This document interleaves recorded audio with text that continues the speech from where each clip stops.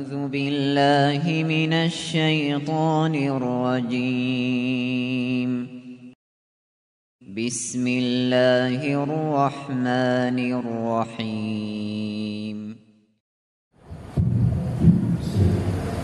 السلام عليكم ورحمة الله وبركاته. أعوذ بالله من الشيطان الرجيم. ما أغنى عنهم ما كانوا يمتعون وما أهلكنا من قرية إلا لها منذرون ذكرى وما كنا ظالمين وما تنزلت به الشياطين وما ينبغي لهم وما يستطيعون إنهم عن السمع لمعزولون فلا تدع مع الله إلها آخر فتكون من المعذبين وأنذر عشيرتك الأقربين واخفض جناحك لمن اتبعك من المؤمنين فإن عصوك فقل إني بريء مما تعملون وتوكل على العزيز الرحيم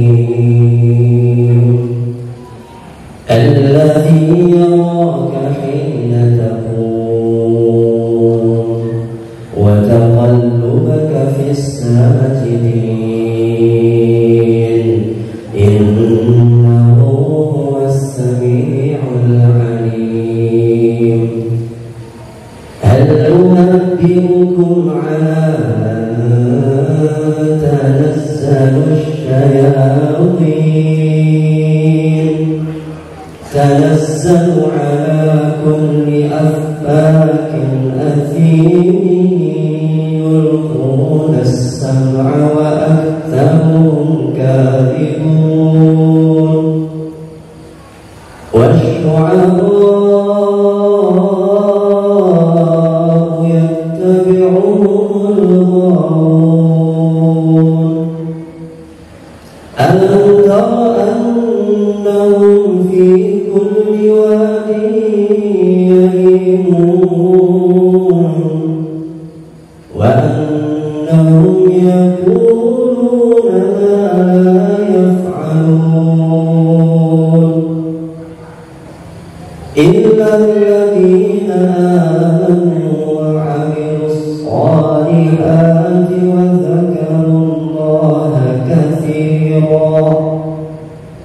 وذكروا الله كثيرا وانتصروا من بعد ما ظلموا وسيعلم الذين ظلموا أي منقلب ينقلبون. شكرا وبارك الله فيكم. والسلام عليكم ورحمة الله وبركاته.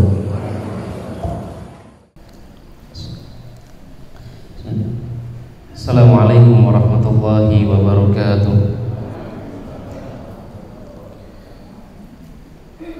Alhamdulillahi ala ihsanih wa syukru lahu ala taufiqihi wa amtinanih wa ashhadu an la ilaha illallah wahdahu la syarika lah ta'ziman li sya'nih wa ashhadu anna Muhammadan abduhu wa rasuluh ad-da'i ila ridwanih.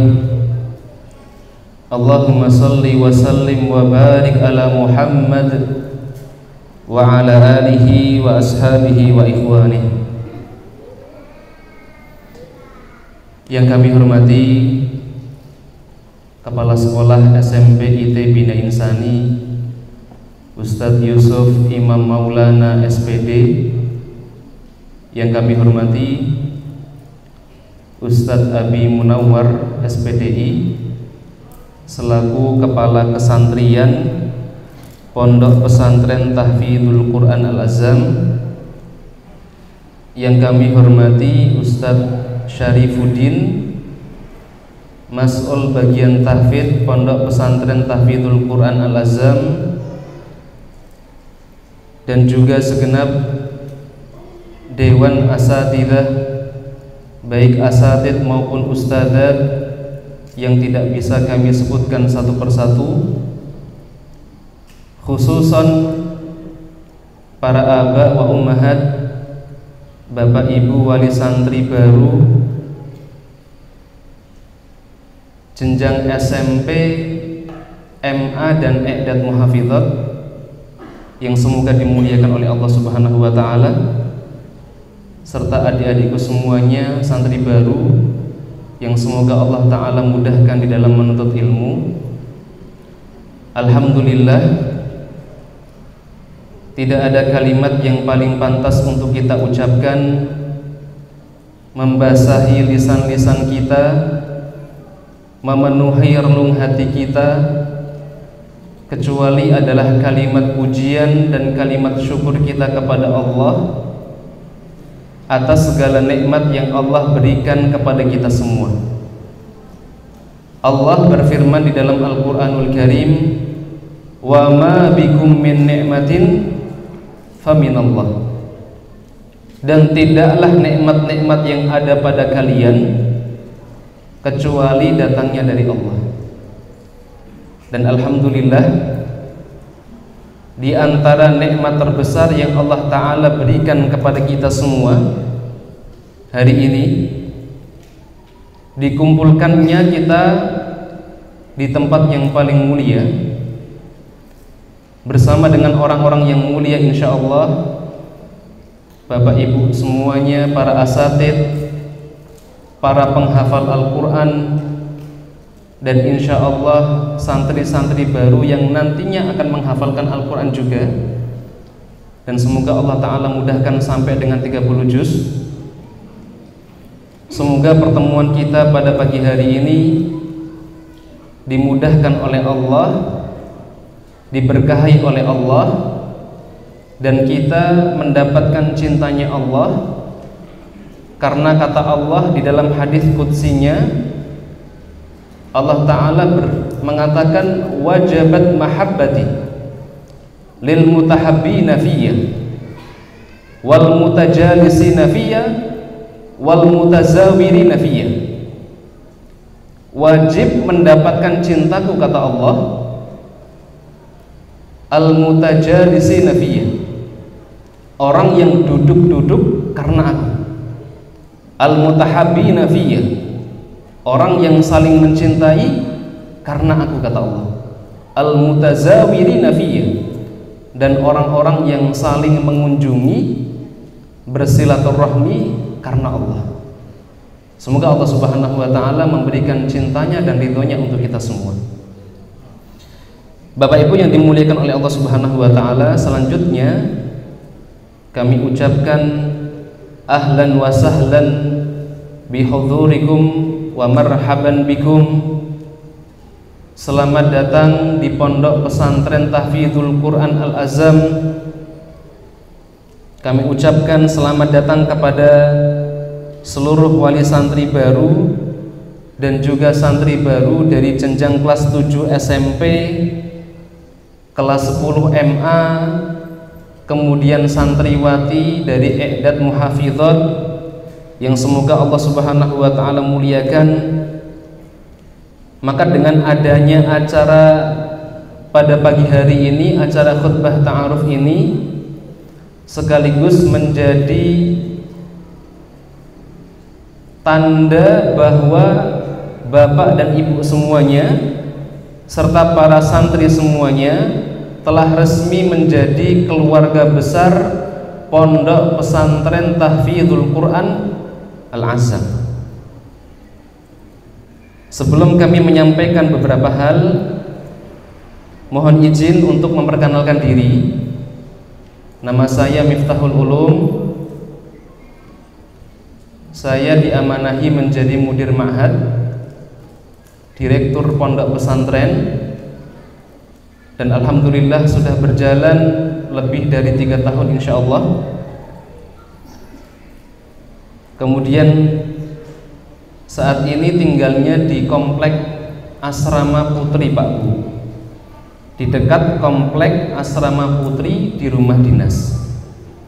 Jadi insya Allah ketika bapak ibu semuanya barangkali satu saat pengen ketemu, diskusi atau konsultasi, insya Allah nanti bisa ketemu di pondok, insya Allah.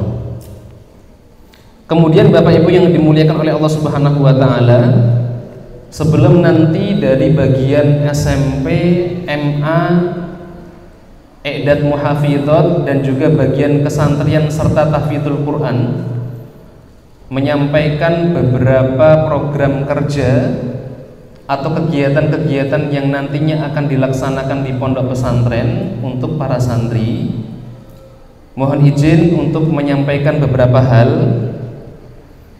Bahwa di pondok pesantren kita Bapak Ibu yang Allah muliakan, itu ada beberapa jenjang pendidikan.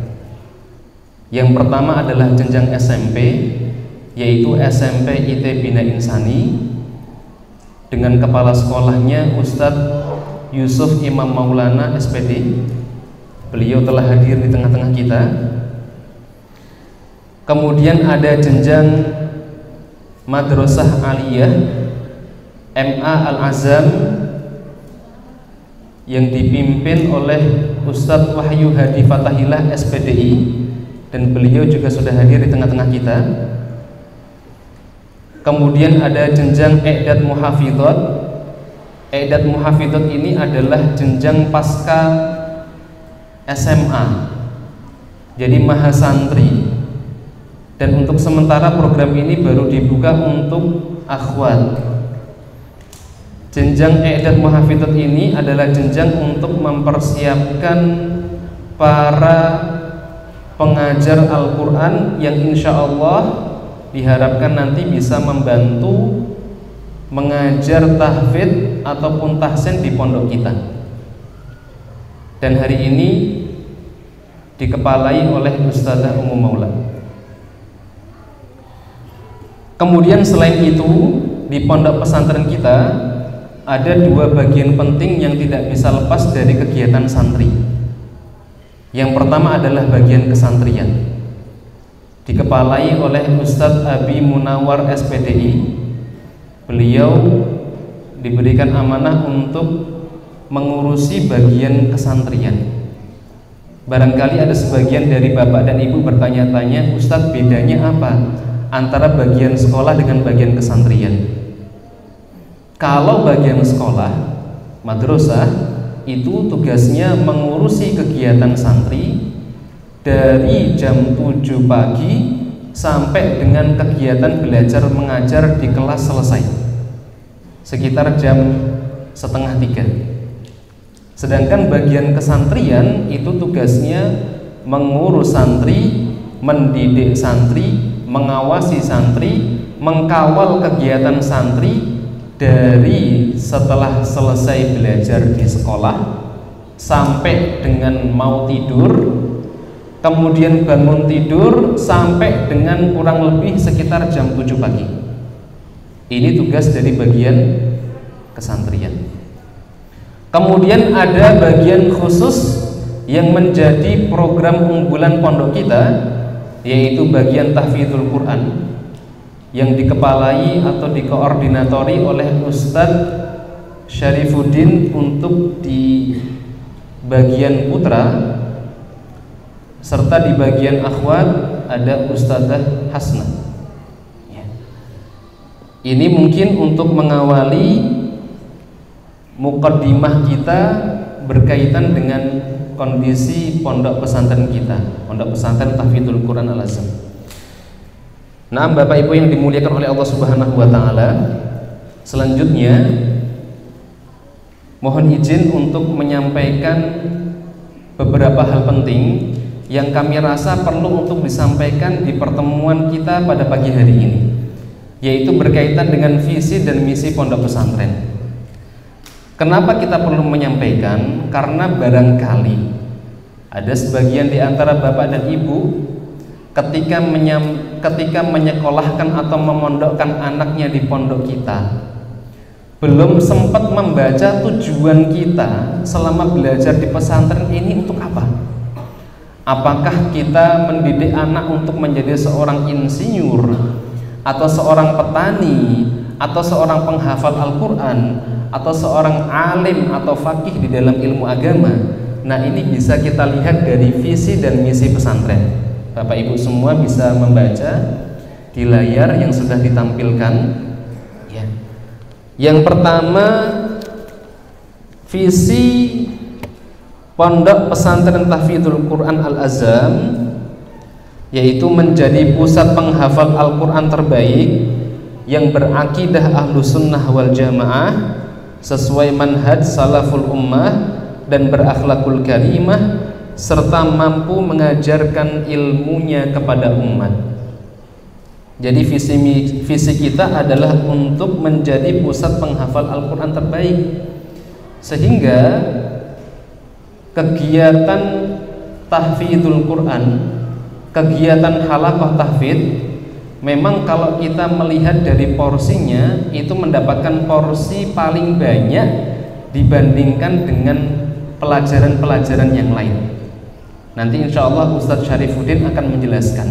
Dalam waktu 1 hari, Bapak Ibu yang Allah muliakan, para santri itu menghafal di halaqah, belajar di halaqah itu kurang lebih 3 kali.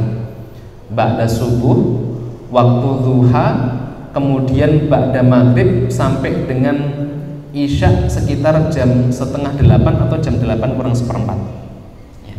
Itu di luar kegiatan mandiri santri untuk membaca Al-Quran, tilawatul Quran atau murojaah mandiri ya. Karena salah satu di antara tujuan kita, visi kita adalah menjadi pusat penghafal Al-Quran terbaik yang akidahnya benar serta mampu mengajarkan ilmunya kepada umat. Kemudian yang kedua berkaitan dengan misi pesantren. Bapak Ibu bisa membaca di layar yang sudah ditampilkan, bisa lebih diperbesar Ustaz Ilham ya. Yang pertama adalah menyelenggarakan program Dinul Islam, tahfidz dan sains yang berorientasi kepada kualitas sehingga menghasilkan generasi yang berilmu, hafidh hafidhah yang mutqin serta berakhlak mulia kepada Allah, Rasulnya, orang tua dan sesama manusia. Ini misi yang pertama. Oleh karenanya Bapak Ibu yang Allah muliakan, karena di antara misi kita adalah menyelenggarakan program ulumu syar'i, dinul Islam, tahfidz dan sains, pembelajaran di sekolah yang diajarkan kepada santri bukan hanya sekedar materi-materi umum, akan tetapi materi ulum syar'i ini juga banyak diajarkan di kelas atau di sekolah. Bahkan rapot yang nantinya akan dibagikan kepada bapak dan ibu semua itu bukan hanya rapot dari dinas untuk SMP atau dari Kemenak untuk MA, akan tetapi nanti insya Allah akan ada rapot khusus mata pelajaran Islam, mata pelajaran diniyah atau ulum syar'i. Dan ini termasuk yang menjadi prioritas di pondok pesantren kita.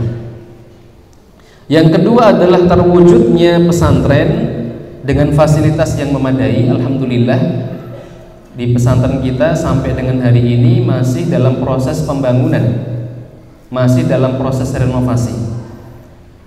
Di gedung tengah alhamdulillah sudah sekitar 80 sampai dengan 90% bangunan sudah jadi, dan insya Allah nanti direncanakan untuk akhwat, untuk santriwati akan kita bangunkan gedung baru atau bangunan baru di tanah yang sudah kita beli, yaitu seberang asrama putri, seberang jalan ya.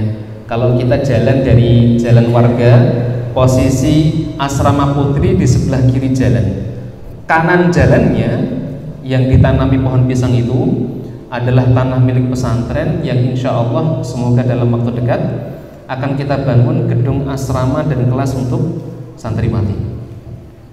Kemudian selanjutnya adalah mencetak generasi robani yang berpegang teguh kepada Al-Quran dan As-Sunnah sesuai pemahaman salaful ummah dan berakhlakul karimah. Yang keempat, mendidik generasi yang mampu menghadapi tantangan global dan mampu memberikan kontribusi penyelesaian masalah umat. Bapak Ibu yang Allah muliakan, kalau kita melihat misi yang keempat, ya, mungkin untuk anak-anak yang baru lulus dari SMP, mengaplikasikan misi yang keempat ini mungkin agak susah.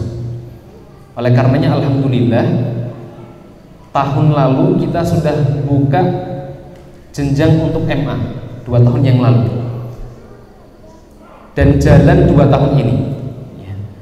Jadi jenjang MA ini baru kita buka, dan untuk anak didik kita baru sampai di kelas 11 ya. Harapannya setelah anak-anak lulus dari MA ini mereka bisa mengaplikasikan ilmunya dan bahkan bisa mendakwahkannya kepada masyarakat atau umat ya. Kemudian yang kelima, yang terakhir adalah menyelenggarakan pendidikan resmi dengan kurikulum dinas pendidikan dengan mendapatkan 2 ijazah dari pemerintah dan pesantren. Jadi kurikulum yang kita gunakan di pondok pesantren kita memadukan antara kurikulum dinas dan kurikulum mandiri yang dibentuk atau dibuat oleh pesantren, sehingga mungkin nanti akan ada penyesuaian-penyesuaian sesuai dengan kebutuhan yang nantinya akan menunjang program-program di sekolah ataupun di kesantrian ataupun di tahfidzul Quran. Ini mungkin sekilas penjelasan berkaitan dengan visi dan misi pesantren. Insya Allah nanti kita akan berikan waktu untuk diskusi Bapak Ibu yang Allah muliakan di akhir sesi. Setelah nanti kita mendengarkan penjelasan dari Ustadz Yusuf Imam Maulana, Ustadz Abi Munawar, Ustadz Syarifuddin, dan Ustadz Wahyu Hadi Fatahillah. Kemudian Bapak Ibu yang Allah muliakan dan anak-anakku santri baru dari jenjang SMP, MA maupun Edat Muhafidot, di kesempatan yang baik ini izinkan kami memberikan beberapa masukan, beberapa nasihat, dan nasihat ini sejatinya bukan hanya untuk anak-anakku semuanya, termasuk untuk kami para asatidzah. Yang pertama adalah para santri yang Allah muliakan, ketahuilah bahwa apa yang kalian tempuh hari ini, yaitu belajar di pondok pesantren, belajar ilmu syar'i, menghafalkan Al-Quran, adalah satu amalan yang nantinya itu akan mengangkat derajat kalian. Ini yang harus kalian pahami dan kalian yakini, bahwa ketika kita belajar Al-Quran, belajar ilmu syar'i, Allah akan mengangkat derajat kita, baik itu di hadapan manusia maupun di hadapan makhluk Allah yang lain. Contohnya adalah di hadapan malaikat. Dan ini adalah janji dari Allah yang Allah Ta'ala sebutkan di dalam firman-Nya. Kalau Allah sudah berjanji, la yukhliful mi'ad, Allah tidak akan pernah mengingkari janjinya. Allah Ta'ala berfirman di dalam surat Al-Mujadalah ayat ke-11, dan ayat ini sering kita dengar. Yarfa'illahu alladhina amanu minkum walladzina utul ilma darajat. Allah akan meninggikan, Allah akan mengangkat derajat orang-orang yang beriman di antara kalian dan orang-orang yang diberi ilmu pengetahuan beberapa derajat. Ini adalah janji Allah yang disebutkan di dalam firman-Nya surat Al-Mujadalah ayat ke-11. Oleh karenanya, para santri yang hari ini belajar di pondok pesantren nggak perlu takut, nggak perlu ragu. Ketika belajar di pesantren nanti mau jadi apa nggak usah takut. Ketika nanti belajar di pesantren nanti mau bekerja di mana nggak usah takut. Tidak perlu ragu. Insya Allah Allah akan tempatkan di tempat yang mulia. Allah akan angkat derajat kalian, baik itu di hadapan manusia ataupun di hadapan malaikatnya Allah. Makanya Rasulullah SAW di dalam hadisnya yang lain beliau mengatakan, wa innal malaikah la tadau ajnihataha ridwan li thalibil ilmi. Malaikat-malaikat Allah itu sampai meletakkan sayapnya, merundukkan sayapnya sebagai tanda ridha atau penghormatan kepada orang-orang yang menuntut ilmu. Ini yang harus kalian pahami para santri. Allah akan mengangkat derajat kalian. Yang kedua, kalau Ustadz boleh bertanya kepada anak-anak nih ya, pengen tidak membahagiakan ibu dan bapak? Jawabannya insya Allah pengen ya. Kalau ditanya pengen nggak nak membahagiakan ibu atau membahagiakan orang tua, baik itu di dunia maupun di akhirat, insya Allah kalau kita tanya satu persatu jawabannya pengen ya. Kalau kita pengen membahagiakan orang tua ya, pengen menjadikan orang tua kita senang kepada kita, maka jadilah qurrata ayun. Jadi apa? Jadi qurrata ayun. Caranya bagaimana Ustaz? Nanti akan kita sebutkan ya.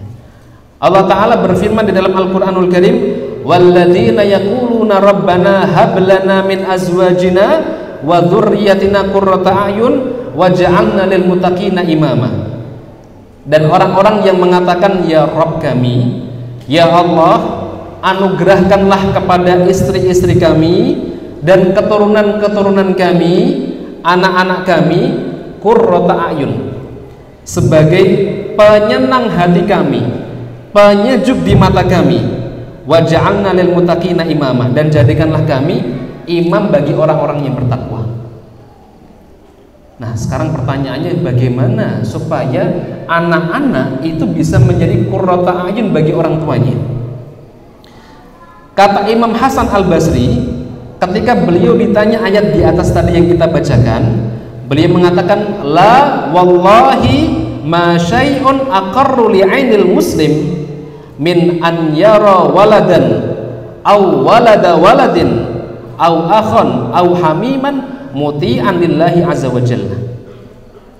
Ketika Imam Hasan Al-Basri ditanya tentang ayat di atas, beliau mengatakan, demi Allah, kata beliau, tidak ada sesuatu yang lebih menyenangkan pandangan seorang muslim melebihi ketika dia melihat anak-anaknya, cucu-cucunya, saudara-saudaranya, karib kerabatnya, istri-istrinya dalam keadaan taat kepada Allah Subhanahu wa taala.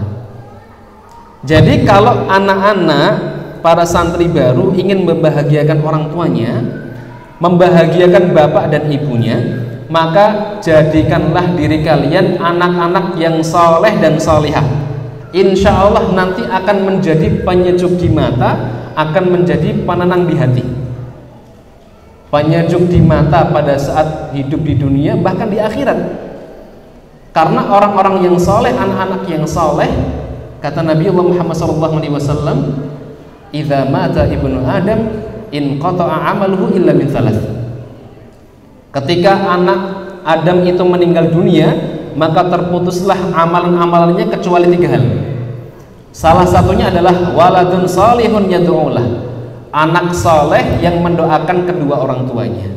Jadi kalau kita memiliki anak yang soleh, bapak dan ibu yang Allah muliakan, insya Allah anak yang soleh itu akan mendoakan kita ketika kita nanti sudah meninggal dunia.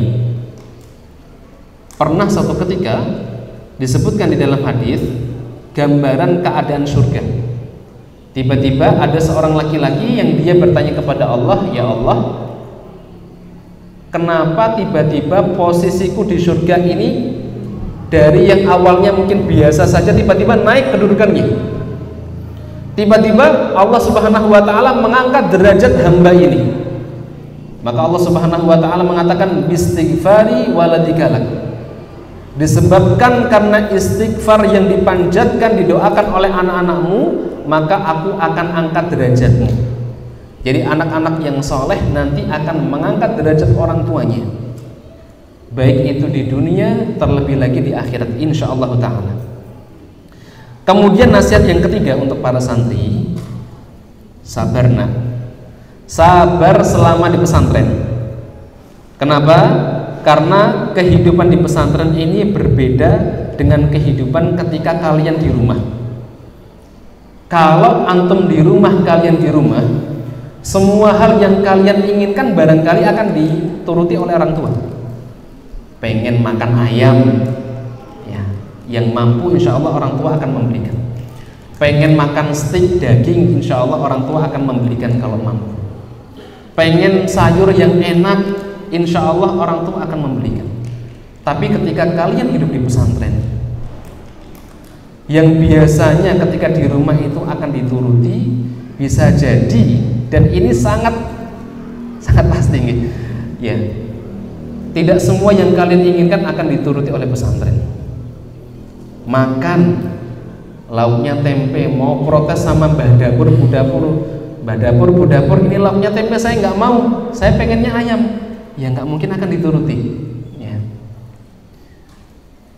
Apalagi ya, pengen makan daging misalkan, kalau lauknya tahu, ya, atau mungkin lauknya bakso misalkan, ya tidak mungkin bisa dituruti. Jadi harus sabar, ya. Karena kalau di rumah kalian mungkin pengen apa-apa bisa dituruti orang tua, kalau di pesantren nggak bisa. Bahkan ya, di beberapa kegiatan itu harus rela untuk ngantri, ya. Yang biasanya kalau di rumah pengen makan, "Bu, Pak, saya pengen makan, minta tolong diambilkan." Hari ini kalau misalkan kalian sudah di pondok pesantren, mau makan, ya, nyuruh bapak ibunya nggak mungkin, apalagi nyuruh kakak kelasnya, ya. Harus ngambil sendiri, bahkan siap untuk antri. Ini sunnah, kebiasaan di pondok, Pak Bu, ya. Kalau makan ngantri, mau mandi terkadang juga harus ngantri. Jadi semuanya ngantri, ya. Oleh karenanya para santri yang Allah muliakan, sabar, ya.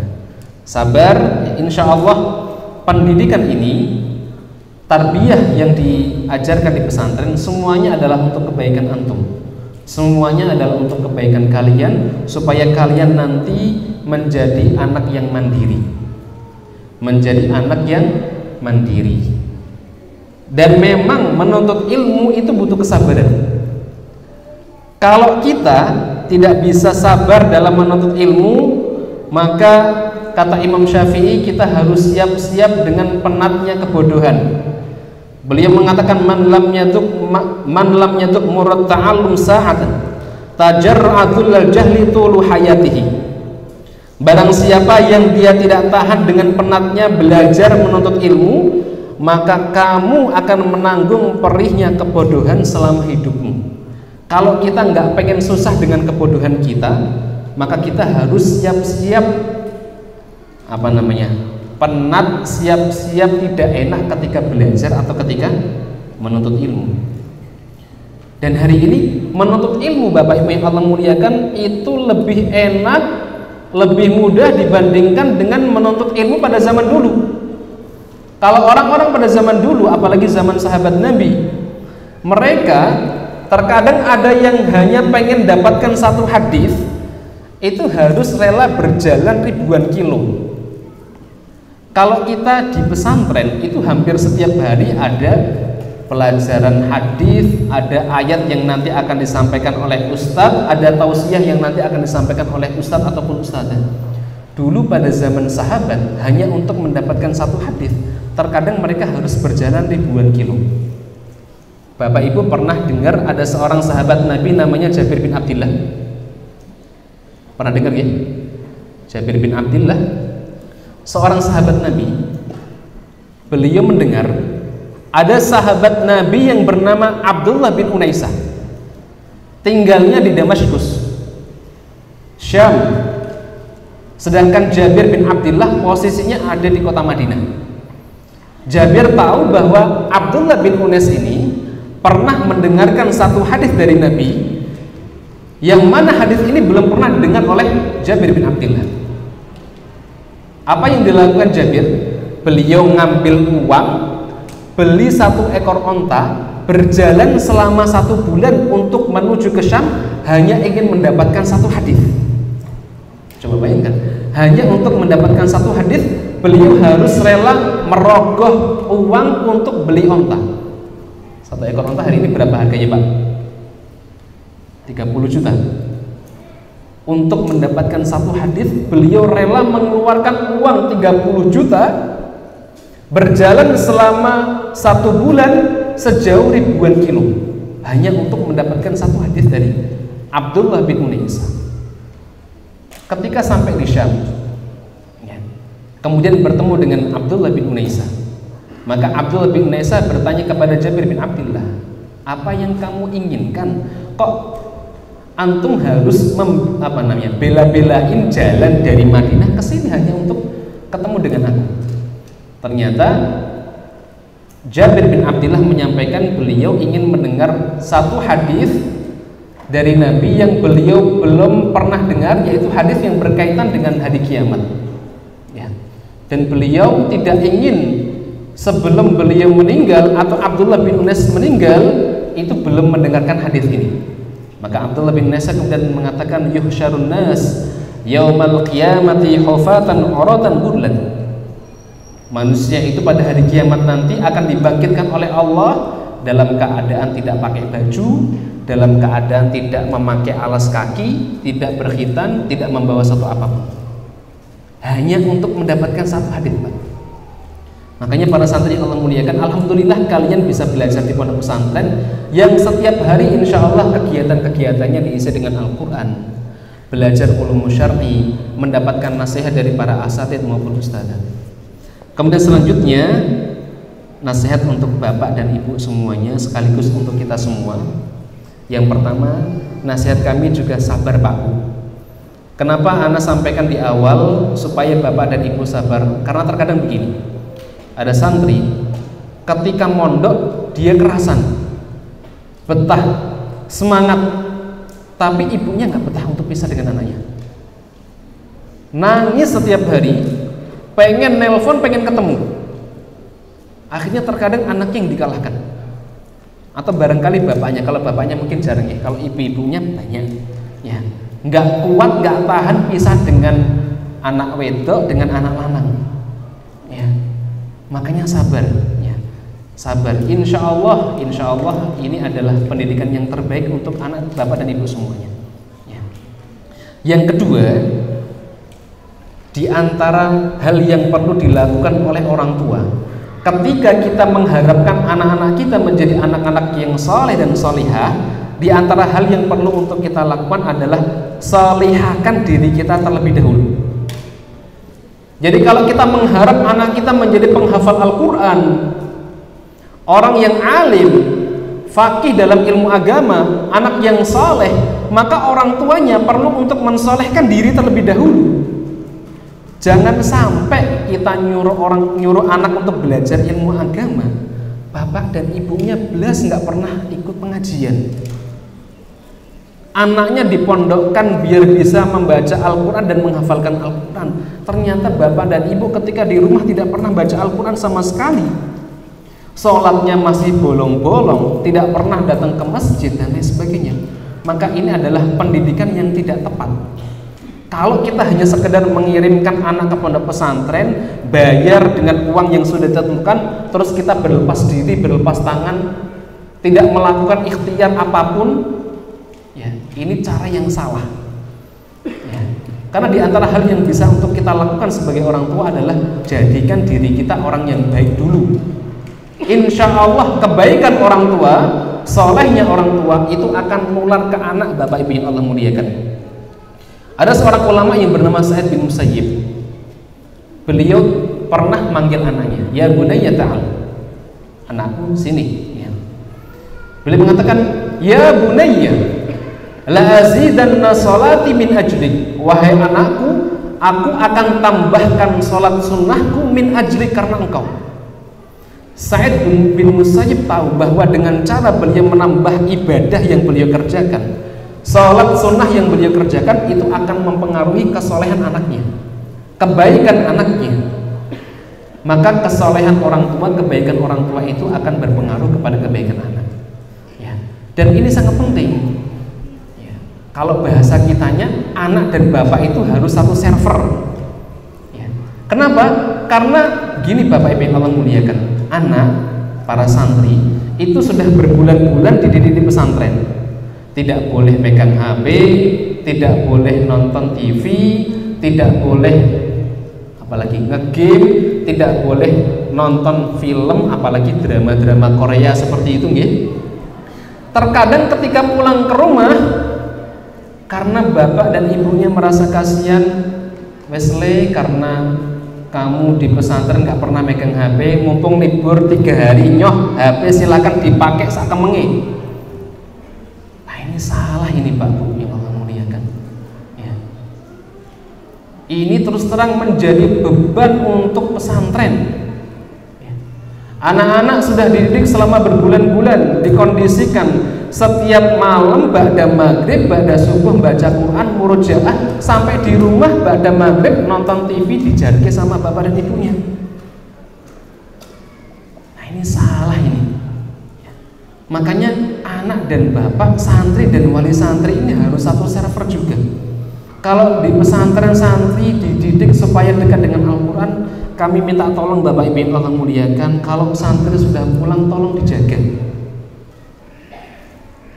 Kegiatan yang sudah yang menjadi kegiatan rutinitas tolong untuk dikawal, dikontrol.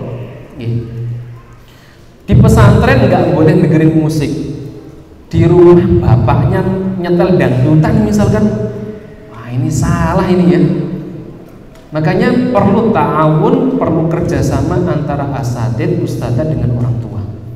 Ini tujuannya tidak lain dan tidak bukan adalah untuk mensukseskan pendidikan anak putra dan putri Bapak Ibu semuanya yang dimuliakan oleh Allah Ta'ala.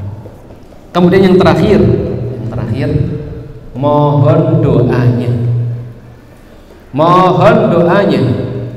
Jangan lupa doakan putra dan putri Bapak Ibu semuanya di waktu-waktu yang mustajab. Di sepertiga malam pada saat mengerjakan sholat tahajud, di waktu antara azan dan iqamah, pada saat kita sedang sujud mengerjakan sholat, dan di waktu-waktu mustajab yang lain, tolong doakan anak dan putra dan putri Bapak dan Ibu semuanya. Karena di antara doa yang mustajab, kata Nabi, thalathu da'awatin mustajabat la syakka fihinna.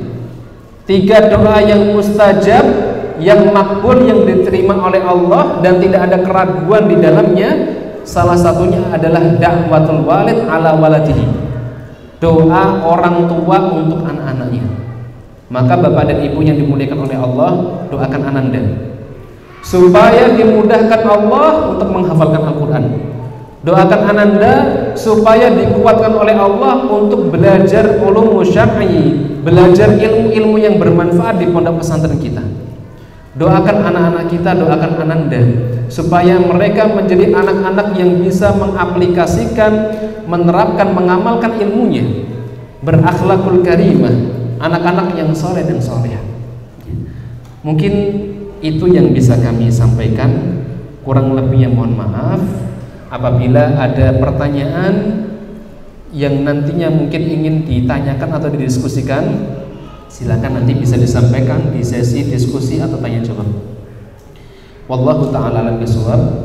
Mungkin ini yang bisa kami sampaikan. Kurang lebihnya mohon maaf. Ana cukupkan. Syukran, jazakumullah khairan jazaa. Assalamualaikum warahmatullahi wabarakatuh.